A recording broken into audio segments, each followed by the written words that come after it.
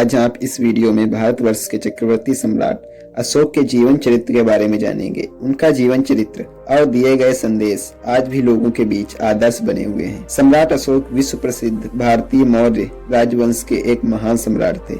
उनका जन्म 304 ईस्वी पूर्व पाटलिपुत्र वर्तमान में बिहार में हुआ था। सम्राट अशोक चंद्रगुप्त के पोते और इनके पिता का नाम बिंदुसार था। इनकी माता सुभद्रांगी धर्मा थीं। सम्राट अशोक की कई रानियां थीं, जिनमें प्रमुख देवी कारुबाकी, पहावती, तिस्य रक्षिता थीं। उनकी 5 संतानें हुईं, जिनमें पुत्र महेंद्र, संघमित्रा, तिवल और कुणाल, पुत्री संघमित्रा और चारुमती थीं। अशोक में बचपन से ही एक महान शासक के गुण मौजूद थे।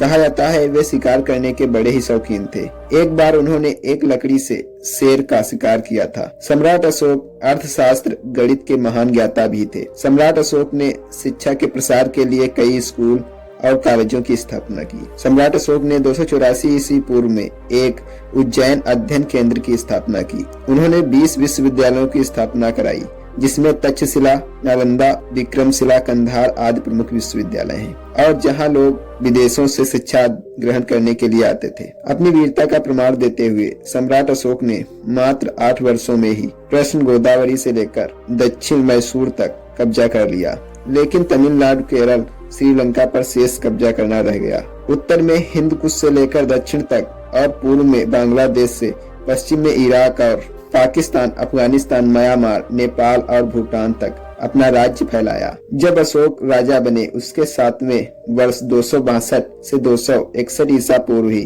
कलिंग पर आक्रमण कर दिया, जिसमें बहुत खून खराबा हुआ। सम्राट अशोक के 13वें शिलालेख के अनुसार इस युद्ध में दोनों तरफ से लगभग 1 लाख लोगों की मृत्यु हुई और लाखों लोग घायल भी हुए थे। सम्राट अशोक इस नरसंहार को देखकर बहुत दुखी हुए और इस घटना के बाद अशोक का मन मानव और जीव के प्रति दया भाव से भर गया और इस युद्ध के बाद अशोक ने युद्ध न करने का प्रण लिया और लोगों को अहिंसा और शांति की शिक्षा देने लगे।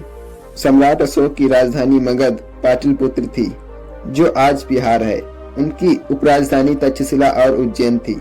सम्राट अशोक का नाम राजा प्रियदर्शी, देवताओं का राजा प्रिय था। उनकी इस बात से ही धार्मिक आस्था का पता चलता है कि वे कभी भी 1000 ब्राह्मणों को बिना भोजन कराए स्वयं भोजन नहीं करते थे। सम्राट अशोक ने 269 ईसा पूर्व से 262 ईसा पूर्व तक शासन किया।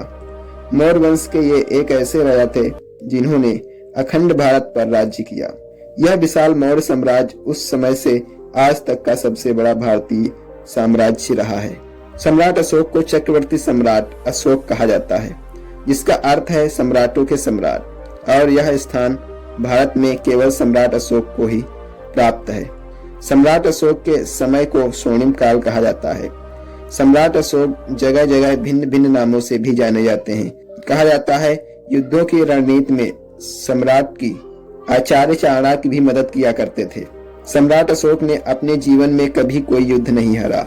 उन्हें अपने साम्राज्य में होने वाली हर घटना की जानकारी रहती थी। कहा जाता है कि सभी राजाओं की तरह उनके राज्य में भी 9 रत्न होते थे, लेकिन उनके बारे में कोई नहीं जानता है। यह एक रहस्य बना हुआ है।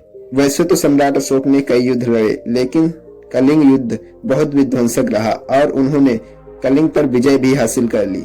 लेकिन यह उनके जीवन का आखिरी युद्ध था, जिसने उनके जीवन को बदल दिया और उन्होंने बौद्ध धर्म अपना लिया और बौद्ध धर्म के अनुयायी बन गए।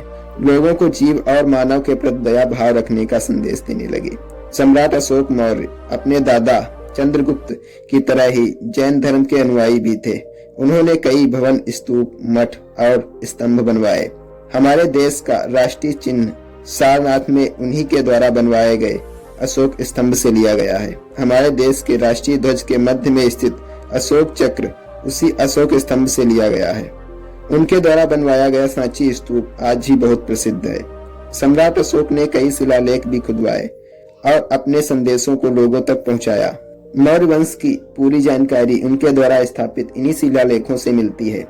सम्राट अशोक के जीवन के करीब 40 शिलालेख इतिहासकारों को अब तक मिल चुके हैं, जो भारत, पाकिस्तान, अफगानिस्तान, नेपाल, बांग्लादेश आदि देशों में स्थित हैं। सम्राट अशोक की मृत्यु पाटलिपुत्र आधुनिक पटना में 40 वर्ष के शासन के बाद 332 ईसा पूर्व में हुई थी। वह बौद्ध धर्म से इतना प्रभावित हुए कि उन्होंने बौद्ध धर्म का प्रचार प्रसार विदेशों में भी करवाया।